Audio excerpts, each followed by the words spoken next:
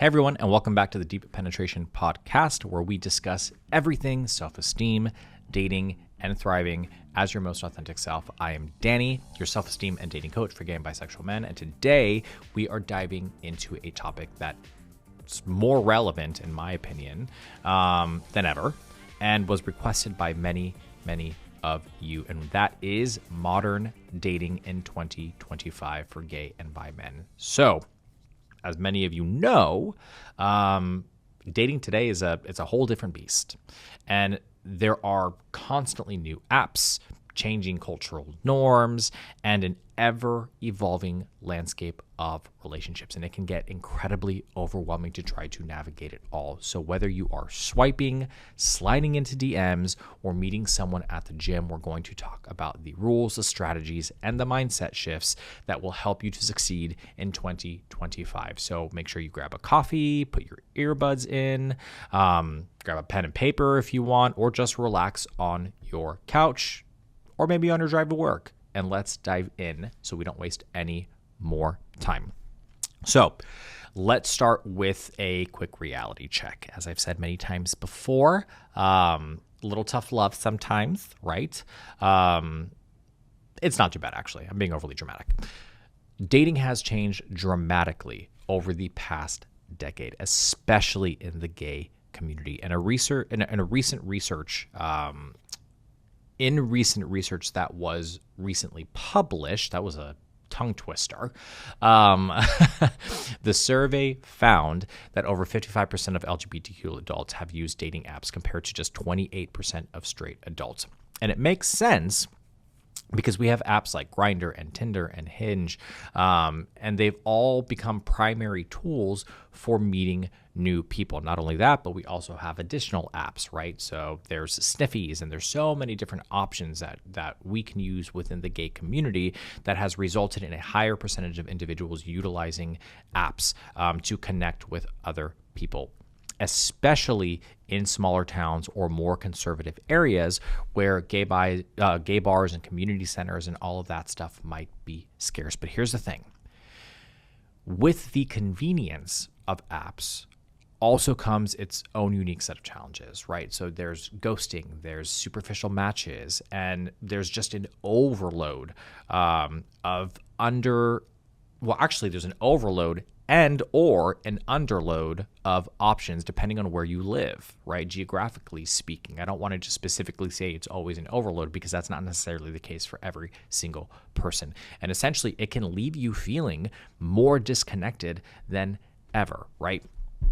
And in a survey that was done it was a study that was done in 2023 by Stanford University, they found that nearly 47% of app users reported being burnt out from online dating. Does that sound familiar to you? And also, just as a reference, I will provide the references to these studies and these surveys and stuff in the description of the episode. So if you want to reference them, you are more than welcome to. I work with clients on a weekly basis, right? That express their dissatisfaction with dating apps and the need to take a break.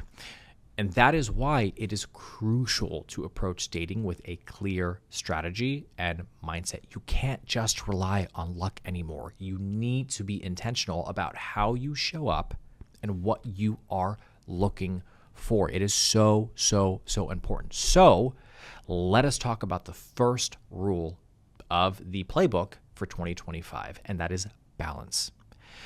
Apps are a fantastic tool. Do not get me wrong. They should not be your only method of meeting people. Think of apps as a piece of the dating puzzle. It is not the entire puzzle. And one of the biggest pitfalls I see with my clients is getting stuck in this endless cycle of swiping. And sure, it's convenient. I understand. But it can also be draining. So if you are only using apps, you're missing out on the magic of real chemistry. So here's a challenge for you. For every hour you spend on apps, Spend an hour engaging in in-person activities that might lead to meeting somebody new, right? A new group, a new person, whatever the case may be. And that could mean joining a gay sports league or attending an LGBTQ plus networking event, or even just hanging out at your local coffee shop or gay bar or whatever the case may be.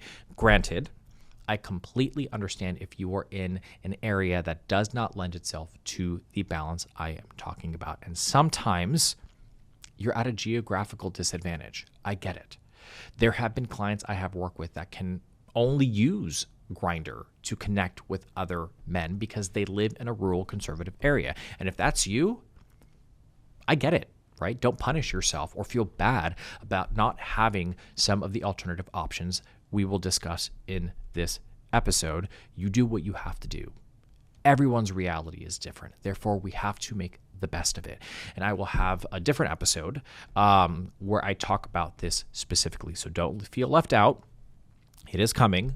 It's a request that I've gotten from many people because, again, I understand that the landscape of our country is very different depending on where you are living. So I don't want to leave anybody out. All right. So why does balance matter? I mean, personally speaking, balance has been a lifesaver for me, but it's not just about, again, the personal experiences and what other people have expressed has been beneficial or helpful. There are also studies, right? There are also surveys. There's also research that has been done in regards to balance, particularly when it comes to human interactions and dating and these kinds of things. And in a study that was published in Psychological Science, it found that people who meet in person are 25% more likely to feel a deeper connection compared to those who meet online. There is something irreplaceable about reading somebody's body language, right? Hearing their voice and experiencing their energy in real time. So remember, if you are utilizing a dating app to connect with guys, that's just the first step.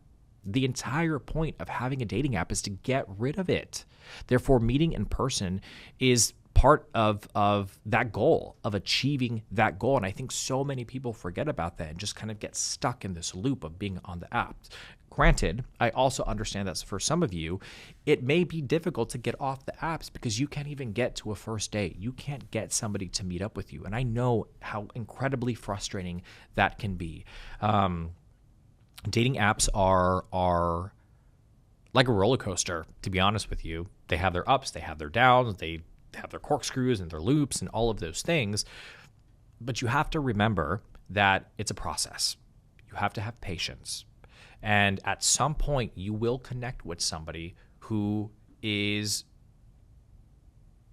values your values and maybe has the same hobbies and interests. And even if you don't have the same hobbies and interests, at some point you will connect with somebody and you will be able to go on a date and meet this person and have that experience. So don't get disheartened if you have not had that experience yet. And if it's something that, again, strategically you are struggling with it, reach out to me. I'm more than happy to help you through that process. I help a lot of men through that process of setting up a great dating app and how to utilize and how to connect with guys, right? So I wanted to address something, the elephant in the room per se, and that's ghosting. It has become so common that it's almost expected, but let's be real. It sucks. Whether you are the ghoster or the ghosted, it leaves this kind of sour taste, and it can damage people's confidence, right? So here's the thing. Clear communication is sexy. So if you are not feeling a connection, just be upfront. You don't have to write a novel. It's just a simple message. When I was actively dating, when I was single, and I was connecting with people, my biggest priority was to ensure that I did not ghost somebody, that I didn't just stop talking to them. And I'm not perfect. I definitely had those experiences, right? I think we've all had those experiences. But it came to a point where I realized, you know what? It doesn't matter if I don't connect with this person, and it doesn't matter if I don't have chemistry with this person. I can still at least be a good human and communicate how I feel so that that person doesn't feel left out or unsure of what happened, because that can really damage a person's self-esteem and self-confidence. So a simple message like, hey, look, I don't think we're a match, but I wish you the best, goes a really, really, really long way. And according to a survey, I think it was in 2024, that was published by Hinge, 78% of users said they appreciate honesty, even if it means rejection, right? That's almost 8 out of 10 people. And you're getting it straight from the dating source, Hinge. So just be kind. Express that you don't feel a connection. It's not about what you say, it's how you say it. And by practicing clear communication, you not only show respect for the other person, but you also reinforce your own boundaries and self-respect. Remember, the way you treat others says a lot about you, and that energy will come back around. For me, the biggest thing on a date, for example, is how the person that I'm going on a date with treats the employees at the restaurant, the wait staff. If I'm on a date with somebody and somebody disrespects the waiter or is rude or mean to the waiter, that is a huge red flag to me, because I'm like, if you can be rude to this person, who else are you rude to in your life? Because it ain't going to be me.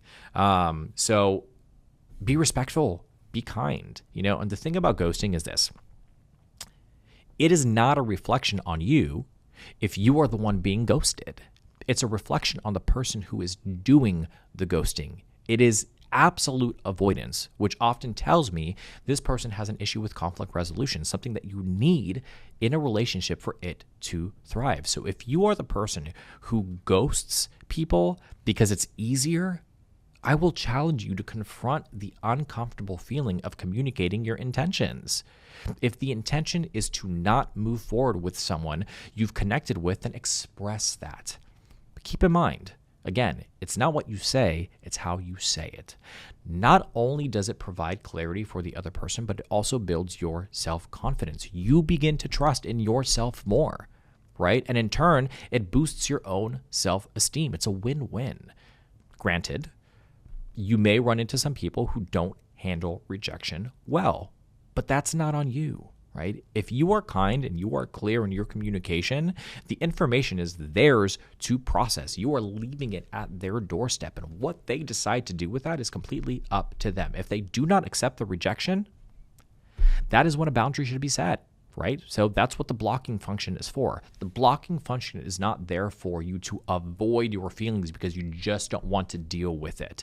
The blocking function is not there to tear somebody down or to make somebody feel bad. It is there so that when somebody crosses your boundaries, you have another line of defense that you can utilize. Please keep that in mind, right? Next up, I would say fostering genuine connection is really important. And this might sound obvious, right? Most people are going to be like, well, duh, you want to have a connection with somebody if you're going to move on to the next step. But in a world that is dominated by quick matches and instant gratification, it's easy to lose sight of what really matters. So how do you build genuine connection? The first thing is slow down. Slow down. Don't rush into labeling things or jumping to the conclusion or to a conclusion about someone, right? Take the time to ask meaningful questions. So instead of going on a date and being like, what do you do for work? Which drives me freaking crazy. Like, sure, I get it. Understandably so. You want to ask that question because you want to ensure that they are financially stable and that they are striving towards something. I get it. But why don't you try something like, what's something that you're passionate about right now, right? Because these kinds of questions open the door to a deeper conversation and help you to truly get to know someone. And you can find out what that person is doing for a career, even just about asking about passions. It's a segue conversation into more topics. And here's another tip. Put your phone away on dates. Put it away.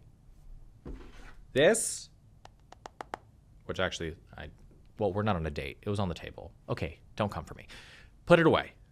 Put it away. Put it in your pocket.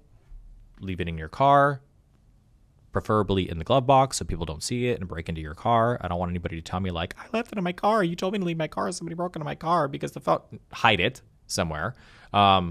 Somewhere. Just don't put it in plain sight, right? I mean, come on. Come on. It's rude in my opinion, right? And technically, well, let's talk about a little bit of research. So a journal about social and personal relationships found that phubbing, right, or phone snubbing, it's a term, look it up, significantly lowers the quality of the interaction. When you're present and you are fully engaged, you send a message to that person in front of you that they matter, right? And that's a great foundation for any relationship to start. Hear me out. Even if you are bored on the date, challenge yourself to remain present and to be consciously aware of your thoughts and your feelings. Is it possible that the other person is just shy or possibly just a little intimidated, right? Try to put yourself in their shoes instead of worrying about how you are feeling all the time. Now, don't get me wrong. Protecting your energy is very, very, very important. But that is applicable when your date is being inappropriate or if they are doing something that is legitimately making you uncomfortable, right? And I wanted to tell you a story of my first date with my partner. I will keep it very short. I am somebody who is pretty extroverted, for the most part, right? I definitely have my introverted moments where I'm like, don't talk to me. But we connected on Hinge. He reached out to me. Conversation was great. The conversation flowed really, really well. Super engaging, all of these things, right? So we set up a date pretty quick. We go on the date. He shows up. I never let him live this down. He looked nothing like his profile photo. Not necessarily in the sense that I was being catfished, but he had this full-on lumberjack beard going on, and he did not have any of that in his photos. So I was like, is this the same person that I'm supposed to be meeting? It was. So we sit down in the restaurant, and we start to kind of chit-chat back and forth, and I pick up very quickly that he's very shy.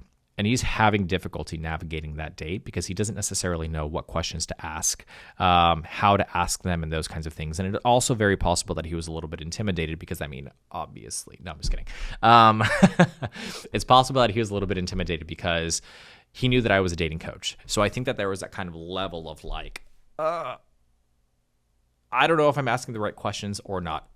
Granted, usually I do not tell people that I'm a dating coach, especially if I was going on dates with them, because I knew that would be a factor in regards to intimidation. But I felt very comfortable with him. I left that date, and I, to be honest, reconsidered whether I should reach out again or not, because I was like, I'm not really picking up the same vibes from him in person that I was in messaging. So I gave it a second chance, and the reason why I gave it a second chance is because he followed up after the date. He was very sweet. He was very kind. He was very considerate. He tried on the date, which is nice. If I asked him a question, he asked a question in return. It wasn't that he was just kind of completely just sitting there not doing anything. And then he followed up after the date and asked if he wanted to go on a second date. So that to me showed initiative. So what I realized in that situation was that he was just a shy person, right? He's somebody who maybe does not necessarily navigate in-person conversations very well, at least not initially until he opens up. And I'm so happy that I gave it a second chance because 3 years later, we are here today. And he is one of the biggest blessings in my life. So that goes to show that sometimes you just have to give a person the opportunity to show up, as long as there aren't a ton of red flags. So that was a cute story. Oh, made me reflect a little bit. Anyways, one of the biggest mistakes people make in dating is not knowing what they want. And guys, this is so important, right? Are you looking for a long-term relationship or a long-term partner? Are you looking for casual dating? Are you looking for friendships? Something in between, whatever it is, own it, right? Clarity is so empowering. And I tell my clients this all the time. When you are intentional about your goals, you attract people who align with what you are looking for.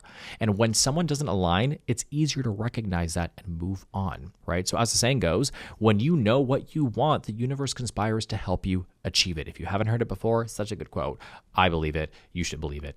Anyways, moving on. So here's an exercise that I want for you to do. I want you to write down your top 3 non-negotiables in a partner. These could be values, personality traits, lifestyle choices, whatever it is. And then what I want you to do is I want you to write down your top 3 deal breakers. Keep this list in mind as you navigate dating and don't settle for less than what you deserve. Now, on the flip side of that, I want you to write down 6 green flags that you look for in a partner, as well as 6 things you are willing to flex on that does not compromise your core values. And listen, being aware of the red flags, the non-negotiables, and the deal breakers are all incredibly important. But if that is the only thing that you are focused on, then you will always find flaws in a person. It's inevitable, right? The very nature of human beings is to be flawed, and there is beauty in that. So focus on the positive stuff as well, so you don't develop this kind of negative confirmation bias over an extended period of time. Sometimes people take time to come out of their shell and to create a space where they show you who they are, right? And sometimes that requires you creating that space for them, as long as it is reasonable, right? And again, as long as there are not too many red flags there. It's so important. And it can completely change your dating experience, in my personal opinion, right? Look at my story.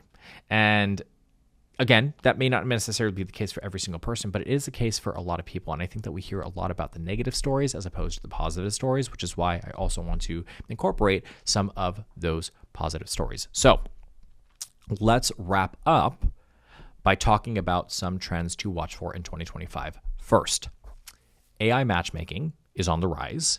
Apps like Hinge and Bumble are incorporating AI to offer more personalized matches based on your behavior and your preferences. And while this tech can be helpful, do not let it replace your gut instincts. At the end of the day, no algorithm can predict chemistry. What is another trend?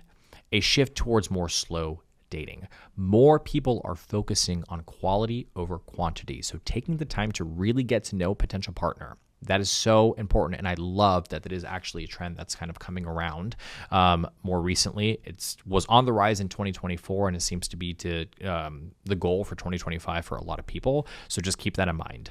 And this aligns perfectly with what we have been talking about today, right? Fostering genuine connections and being intentional. All right, guys, let's recap a little bit just to refresh your mind. The playbook for 2025 is all about balance. It's about clear communication. It's about genuine connections and intentionality. So whether you are swiping on the apps or meeting people in real life, the key is showing up as your authentic self and knowing what you want. If you found today's episode to be helpful, please share it with someone who you feel might need it. And do not forget to subscribe so you never miss an episode. You can also connect with me on my other social media platforms. I will provide all that information in the description of this episode. Until next time, remember that you deserve love, and the best way to find it is by being unapologetically yourself. So take care, and I'll see you next week.